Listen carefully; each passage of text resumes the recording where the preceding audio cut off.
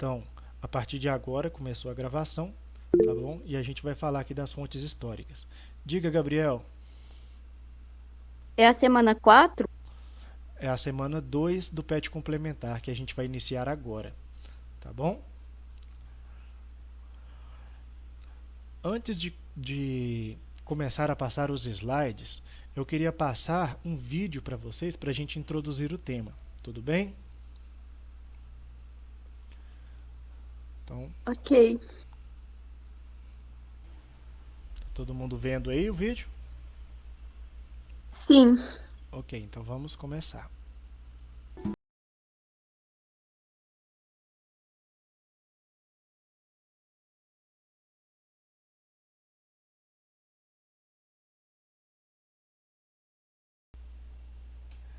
Beleza, pessoal.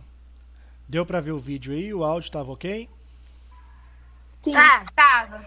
Então, Sim. então tá bom. Deu para a gente ter uma ideia, né, básica do que seriam as fontes históricas, tá bom? Só para esclarecer aqui, pessoal, entraram alguns alunos aqui durante o vídeo. Eu vou falar o nome de vocês. Manda essas crianças calar a boca. Ô, Ga- Gente, eu tô fazendo aula, tá todo mundo indo embora. ok? Então vamos lá, pessoal. Eu vou falar o nome de vocês aqui. Se eu esquecer de falar o nome de alguém, vocês me avisam aí, tá bom? Eu coloquei presença aqui para Helena Simões de Jesus. Professor, Diga. tem uma amiga minha que ela não consegue entrar na aula, aí ela vai fazer aula comigo. Que amiga? É Ana Vitória. Ana Ela Vitória. chama Ana Victoria Ivone de Souza. Você tem câmera? Tem. Você pode me mostrar aí, você e ela? Pera aí, rapidinho.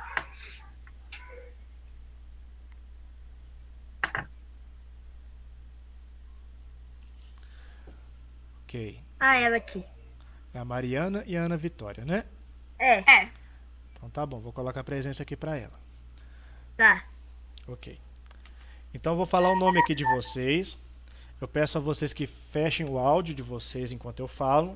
E se vocês precisarem falar, vocês abrem e falam, tá bom? Então vamos lá. Eu coloquei presença aqui hoje para Ana Vitória Ivone de Souza, para Helena Simões de Jesus, para Gabriel Boscolo de Jesus, para Henrique da Mata de Souza Silva, para Isadora Mercedes Jacinto, para Mariana Lara Santos Pereira, para Nayara Cristina dos Anjos, para Pedro Augusto Oliveira Silva de Carvalho e para Súria Evelyn Faxion Fonseca. Eu falei o nome de todo mundo? Teve alguém que eu esqueci o nome? Não. Não. Então vamos lá. Não. Então tá bom, vou apresentar aqui agora o slide pra gente. Deixa eu perguntar para vocês. Vocês conseguiram fazer a atividade no Conexão Escola? Eu consegui? A atividade da semana passada e a dessa Que, semana? professor? Sim. Qual que você tá falando? Sim. É a do PET complementar? A do PET complementar, Pedro. Peraí, deixa eu ver. Depois vocês deem uma olhada aí no Conexão Escola e vejam se vocês fizeram todas as atividades, tá bom? Já foram publicadas já as semanas 1 e a semana 2. Foi publicada essa semana, né, na terça-feira. Foi na terça-feira? Não, perdão. Publicada na quarta-feira. Quarta-feira? Não, tô ficando maluco, gente. Na quinta-feira, desculpe.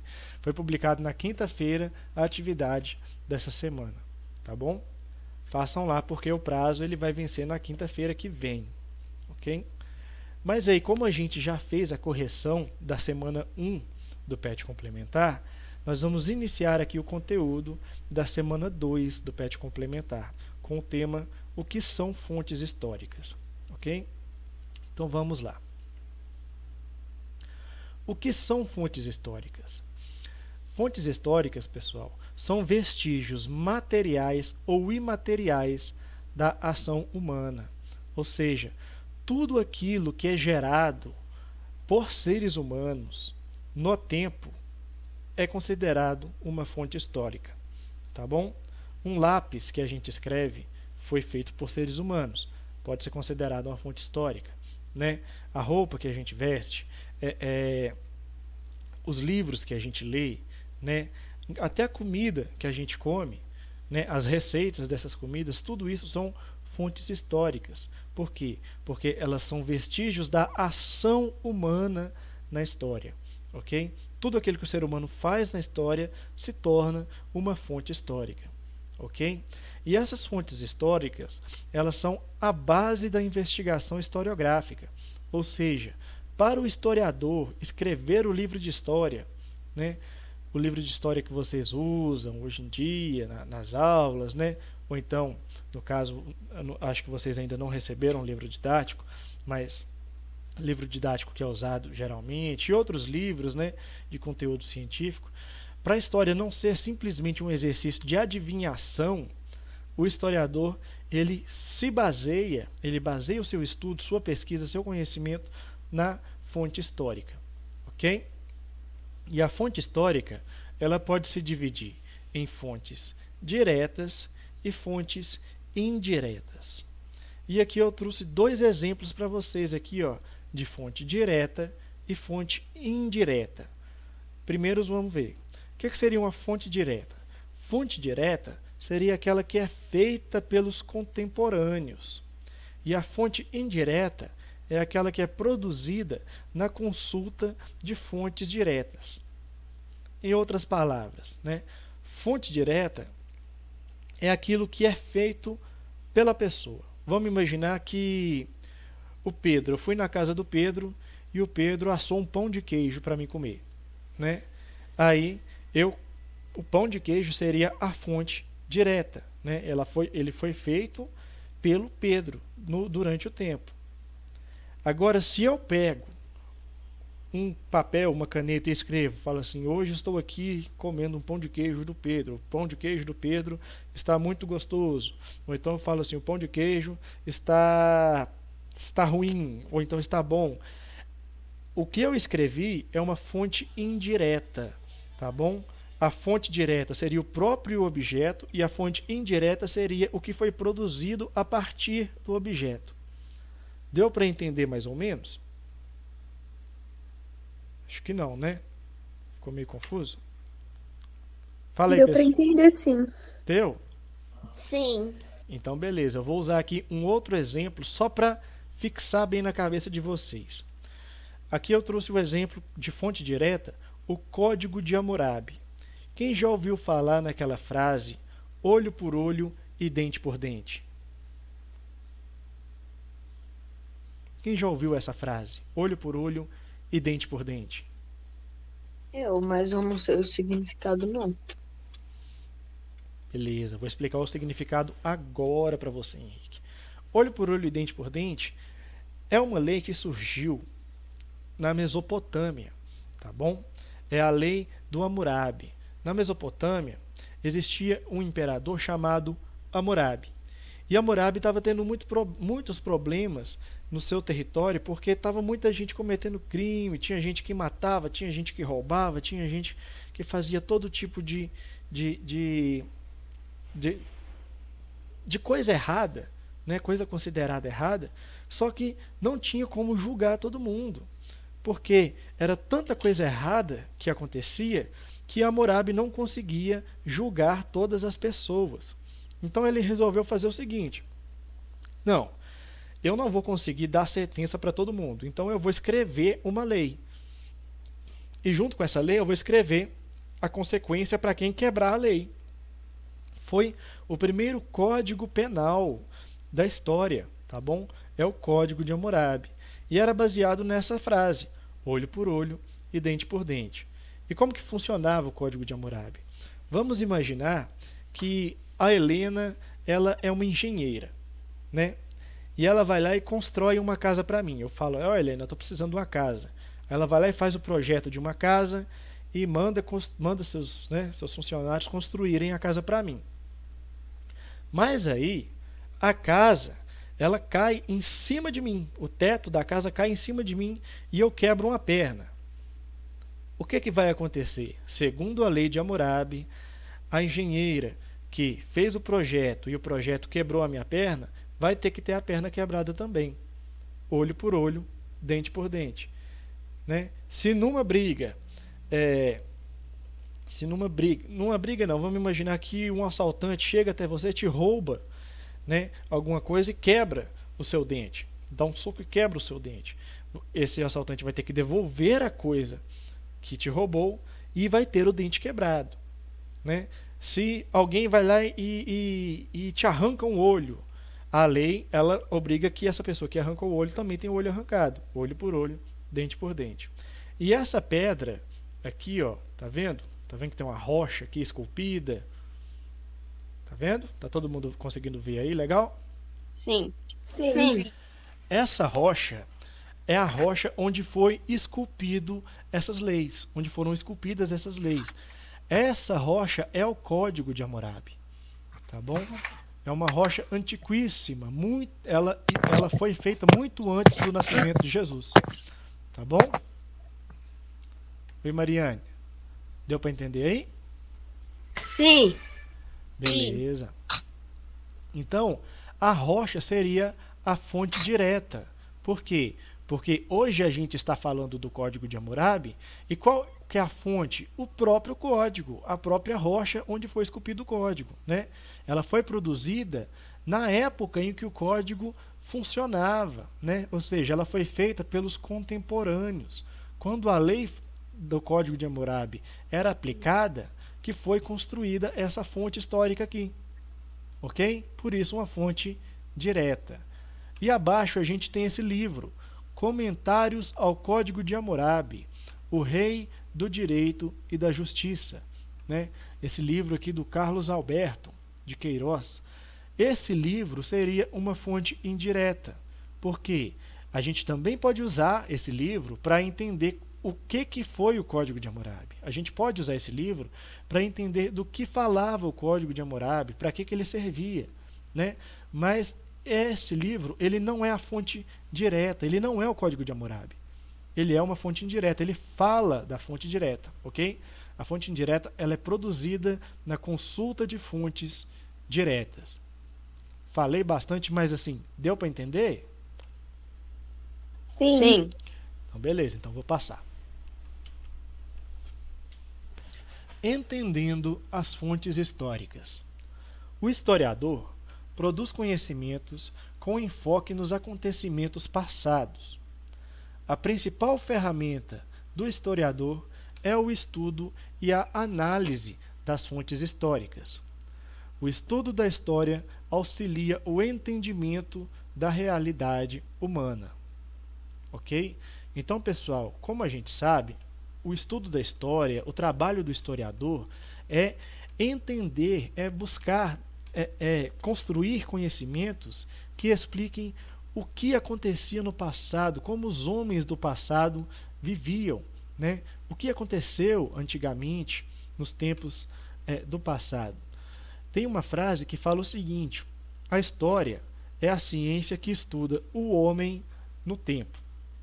Ou seja, tudo aquilo que o homem fez, né, o homem como uma espécie fez durante o tempo, né, desde o início do surgimento do primeiro humanídeo, né, até os tempos atuais, tudo isso é um trabalho que é abordado pela ciência histórica, pela história como uma ciência. E por que a história é uma ciência? Porque ela se baseia em fatos, ela não se baseia em opiniões. Ok? Por exemplo, vamos imaginar que eu quero falar sobre o Egito Antigo, mas eu nunca li nada do Egito Antigo. Então, como que eu vou ter certeza de que o que eu posso falar não vai ser uma invenção? Eu vou ter, a única certeza que eu vou ter é que será uma invenção. Eu vou estar inventando, né, conhecimentos sobre o Egito Antigo. Eu vou estar falando de uma coisa que eu não conheço, que eu não sei, que eu não tive contato. Mas professor, como é que o historiador ele vai ter contato com o passado, sendo que ele vive no presente? Ele vai ter o contato com o passado estudando as fontes históricas, estudando os vestígios que as pessoas que viveram naquela época deixaram, vestígios esses que sobreviveram ao tempo, né? Existem alguns vestígios que conseguem sobreviver mais tempo, outros conseguem sobreviver menos tempo, mas o que sobra desses vestígios, o que o historiador tem acesso a eles, é o que vai ser usado como uma base para a construção da narrativa histórica. Ok? Por isso, a história ela é uma ciência, porque ela se baseia em fatos. Mas não quer dizer que tudo que a história fala representa o total do tempo que ela está abordando. Ok? Vamos imaginar. No futuro, né, vamos imaginar que daqui a uns 100 anos, um neto meu veja uma foto minha. Aí com essa foto minha, ele vai falar, olha, essa aqui é a foto do meu avô. Eu percebo que ele tem uma altura tal, ele tem essas características físicas tal, mas é o que ele vai poder ver na foto que ele vai poder afirmar que é verdadeiro. Ele não vai poder afirmar, vendo uma foto, que eu gostava de ler livros. Ele não pode ver a foto, a não ser que eu esteja lendo o livro na foto, né? Mas assim, ele não pode supor algo além do que está apresentado naquela fonte histórica, entendeu? Então, a fonte histórica ela vai dar dicas do que aconteceu em um tempo, mas ela nunca vai explicar tudo o que acontecia naquele tempo, ela nunca vai dar um entendimento total, né? Um entendimento completo de como era a época onde essa fonte histórica foi produzida. Ok? Mas existem fontes históricas, claro, né, que dão mais informações e fontes históricas que dão menos informações. Ok? Cada fonte histórica ela vai ter o seu valor no estudo da história. Beleza? E aqui tem uma frase. Tudo que é feito, tudo que é construído, alterado ou criado pelo homem se torna uma fonte histórica. Ou seja, fonte histórica é tudo aquilo que pode dar informações sobre o homem. Ok? Entenderam aí? Sim. Sim. Beleza. Então vamos lá. As fontes históricas também podem se dividir de duas formas: em fontes materiais e fontes imateriais. Ok? Vamos entender aqui o que são fontes materiais e o que são fontes imateriais. Fontes materiais seriam vestígios concretos feitos por mãos humanas. E aqui tem alguns exemplos, né? Textos, pinturas, fotos, filmes, roupas, construções e etc. E aqui, pessoal, fonte histórica acaba se tornando não só o que foi feito pelo homem, tá bom? Mas também um fóssil, por exemplo. O homem ele não fez um fóssil, ele não fez né? Vamos imaginar que eu encontrei um crânio de um homem das cavernas. O homem das cavernas não fez o próprio crânio, né? Mas esse crânio ele também serve como uma fonte histórica, ok? Então tudo aquilo que é deixado como um vestígio do passado, todo vestígio do passado que pode ser usado como fonte de estudo, como material para se encontrar informação, para se entender o que aconteceu em tempos passados, ok? E fontes imateriais. O que são fontes imateriais? Temos alguns exemplos, né? Fontes orais, informações obtidas pela oralidade, ligadas à cultura e à tradição. Alguns exemplos aqui, ó. Testemunhos obtidos de pessoas que viveram certo acontecimento histórico, né? Quem nunca escutou uma história dos pais ou dos avós contando como é que era o tempo em que eles viviam, né? A visão deles sobre o tempo que eles viviam. Isso é uma fonte histórica imaterial. Ela não é um objeto, ela não é física, mas ela também serve como uma fonte histórica, Outra fonte histórica que a gente pode citar: lendas e histórias, que são parte da cultura de um povo. Né? Nós temos algumas lendas aqui no Brasil do nosso folclore, a lenda do Saci Pererê, a lenda do Boto, né? A lenda da mula sem cabeça. Todas essas lendas, elas também representam uma fonte histórica imaterial. Mas, professor, então quer dizer que existia essas bestas mitológicas, existia a mula sem cabeça, existia? Não, gente. A história, o folclore, né, ele representa a visão do povo que vivia naquela época, não é? Eles representam as crenças, a fé desse povo e também os temores que eles tinham, ok? Sobre o mundo espiritual, sobre o que eles achavam que existiam, né? Além do plano físico, além do plano carnal, beleza? E também são fontes imateriais, conhecimentos importantes na composição cultural de um grupo. E depois disso aqui eu vou trazer alguns exemplos, né, de fontes imateriais. Um exemplo de fonte imaterial que a gente tem aqui, ó, é a capoeira, né? A capoeira, ela é uma fonte histórica. A gente entende a capoeira como uma arte marcial, né, que foi se desenvolvendo, que foi se ampliando, né, e foi ganhando espaço na história. Em todos os lugares do mundo hoje tem alguém ensinando essa arte marcial, a capoeira, ficou muito popular no mundo inteiro, tá bom? Mas houve uma época no Brasil em que a capoeira era proibida, era ilegal, tá bom? Por quê? Porque ela fazia parte da tradição dos negros e houve um tempo em que o racismo era uma coisa praticamente velada, autorizada, aceita pela lei e pela cultura, pela política, né, do nosso país. Assim, pessoal, o racismo ainda existe, ok? Só que a gente tem visto, principalmente nos últimos tempos, grandes avanços, né, na luta contra o racismo. E a capoeira se configura aqui, né, como uma fonte imaterial. Outra fonte imaterial que a gente pode dar exemplo aqui, ó, seriam as histórias do nosso folclore. Aqui tem representado. Só um minuto, pessoal. Tá bom, voltando aqui.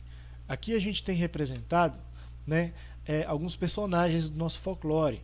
O Saci Pererê, o Curupira, a mula sem cabeça, o lobisomem. Todas essas histórias aqui, né, essas histórias que surgiram, né, nas gerações passadas, elas representam a visão de mundo de gerações passadas. Então também são fontes históricas, são fontes imateriais, ok?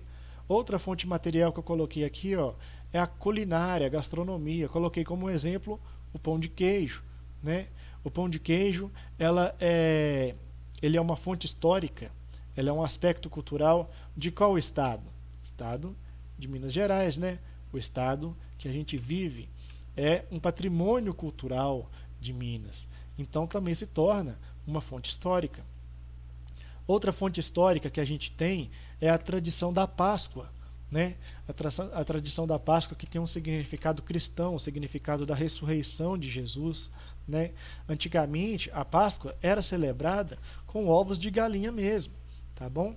Mas à medida que o capitalismo foi se desenvolvendo, foi se ampliando, criou-se a figura do coelho, né, que representa a fertilidade. Antes do cristianismo, a Páscoa era uma celebração de homenagem à fertilidade, né, à primavera. E aqui, pessoal, a gente tem aqui a Páscoa também como uma fonte imaterial, uma fonte histórica imaterial. Ela representa uma tradição, uma cultura, um aspecto da nossa cultura, né? E recentemente assim, em termos históricos, surgiu a tradição de atribuir à Páscoa o ovo de chocolate. Mas antes do ovo de chocolate existia a tradição da Páscoa pelo ovo de galinha, o ovo comum, tá bom? Eles inclusive pintavam os ovos assim para ficarem mais bonitos.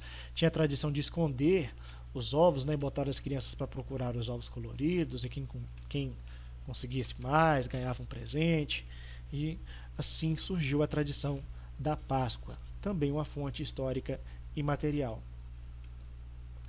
Aqui eu trouxe alguns exemplos também de fontes materiais, tá bom? O que são fontes materiais? São fontes que